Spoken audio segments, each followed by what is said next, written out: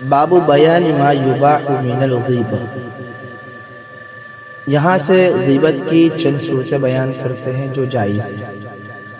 6 مقامات کے اوپر غیبت جائز ہے۔ اعلم ان الغیبت تباح لغرض صحیح شرعی لا يمكن الوصول الیہ الا بها وهو 6 اسباب۔ 6 مقامات کے اوپر غیبت جائز ہے۔ غیبت کسے کہتے ہیں؟ غیبت کہتے ہیں اپنے کسی مسلمان بھائی یا کسی اور غیر بھائی کے اندر کوئی ایسی چیز دیکھنا جو اچھی نہیں ہے اور اس چیز کو لوگوں کے سامنے بیان کرنا، اس کی پیچھے بیان کرنا کہ اگر وہ سنے تو وہ اس کو ناپسند کرے۔ اب یہاں پر بعض حضرات یہ کہتے ہیں کہ ہم نے تو صحیح تو کہا، وہ اس کے اندر یہ بات ہے، وہ ایسا کرتا ہے، ہم کہاں جھوٹ بول رہے ہیں؟ تو ہم بھی یہی کہہ رہے ہیں کہ غیبت کہتے ہی اسی کو ہے جو صداقت کے اوپر مبنی ہو۔ اگر اس پہ صداقت نہیں ہے تو یہ تو تہمت ہو جائے گی۔ خیر، غیبت جو ہے اس کے اوپر بہت ساری وعید آئی ہے۔ حضور اکرم صلی اللہ علیہ وسلم نے ناپسند کیا ہے، لیکن 6 مقامات کے اوپر جائز قرار دیا ہے۔ علامہ نووی علیہ الرحمن نے جائز قرار دیا، امام غزالی نے جائز قرار دیا، نیز علامہ ابن عابدین شامی رحمت اللہ علیہ انہوں نے تو 10 بیان کیا۔ امام نووی نے تو 6، لیکن امام ابن عابدین وہ تو 10 کو بیان کرتے ہیں، اور انہوں نے یہ بات حاشیے کے اندر ذکر کی ہے۔ خیر، وہ 6 مقام کون کون سے ہیں؟ نمبر 1، مظلوم شخص بادشاہ یا کسی قاضی یا کسی ایسے شخص کے پاس پہنچے جو ظالم کو روک سکتا ہو، اس کے پاس جا کر اپنے اوپر جو ظلم کیے گئے ہیں اس کو بیان کرے کہ فلاں شخص میرے اوپر ظلم کرتا ہے، ایسے ایسی حرکتیں کرتا ہے، تو یہ جائز ہے۔ اس کے عیوب کو بیان کیا نہیں، تو یہ عیوب بیان کرنا یہ غیبت ہے، لیکن کیا ہے؟ یہ جائز ہے، گویا اس کے اوپر گناہ نہیں ہوگا۔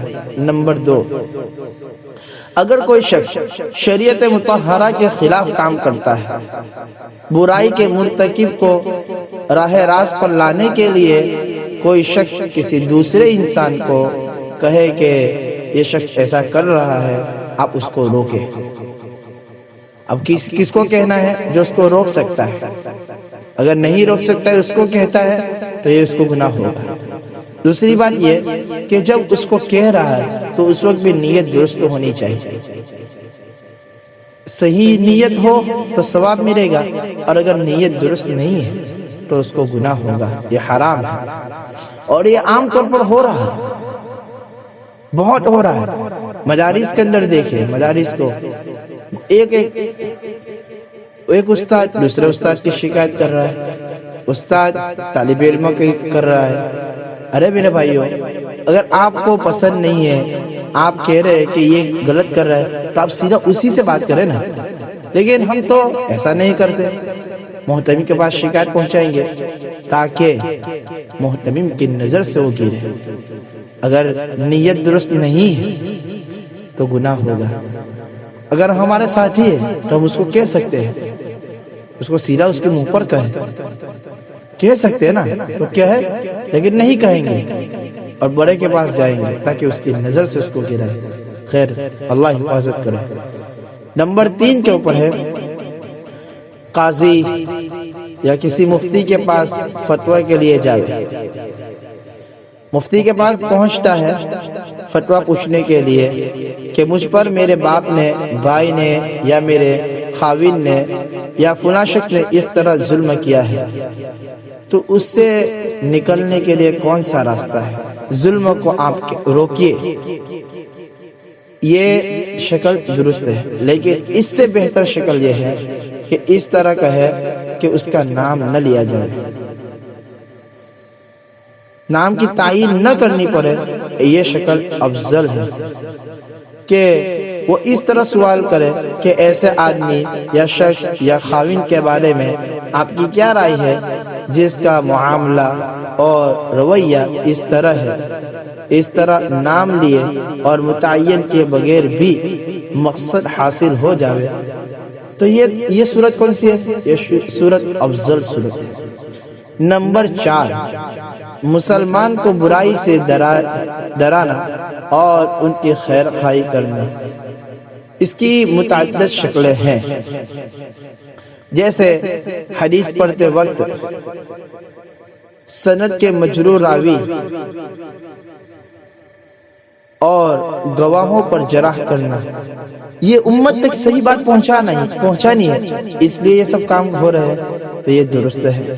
اسی طرح کوئی شخص شادی بیاہ کے لیے کوئی مشورہ لے رہا ہے، کوئی کہہ رہا ہے کہ وہ فلاں شخص کیسا ہے، فلانی عورت جو ہے، لڑکی جو ہے وہ کیسی ہے، تو اس وقت اس انسان کے لیے ضروری ہے کہ وہ تمام برائیاں بیان کرے اگر ہے تو۔ اسی طرح کوئی شخص کسی کا پڑوسی بننا چاہتا ہے یا کسی کے ساتھ بیوشیلا کرنا چاہتا ہے، پارٹنرشپ کرنا چاہتا ہے، شرکت کرنا چاہتا ہے، تو اس وقت بھی اس کے لیے ضروری یہ ہے کہ وہ مشورہ طلب کرے، تو مشورے میں صحیح جواب دیا جائے، جتنی برائیاں ہیں برائی کو بیان کرے، اس کے اوپر گناہ نہیں ہوگا۔ نمبر 5، کوئی شخص کھلم کھلا فسق یا بدعات کا ارتکاب کرنے والا ہو، جیسے کوئی شخص علانیہ شراب نوشی کرے، لوگوں کا مال لے اور ظلماً ٹیکس لے اور باطل کاموں کی سرپرستی کرے، تو اس کا تذکرہ کھلم کھلا کرنا یہ درست ہے، ضروری ہے بلکہ۔ ہاں، اس کے علاوہ جو عیوب اس کے اندر ہے تو لوگوں کے سامنے اگر آپ بیان کریں گے تو گناہ ہوگا۔ نمبر 6، معروف نام سے پکارنا۔ کوئی شخص کسی لقب اور معروف نام سے مشہور ہو گیا، مثلا اعمش، اعرج، جیسے کتابوں کے اندر نام آتے ہیں، تو وہاں پر کیونکہ وہ شخص اعمش سے ہی مشہور ہے، اعرج اسی نام سے مشہور ہے، تو ہم یہی نام ذکر کریں۔ اگر ہم ذکر نہیں کرتے لوگوں کے سامنے یہ بات واضح نہیں ہوگی، تو کیونکہ یہ حضرت جو ہے وہ اسی سے مشہور ہے، تو اس کے اوپر اگر آپ اسی نام سے ذکر کرتے تو گناہ نہیں ہوگا۔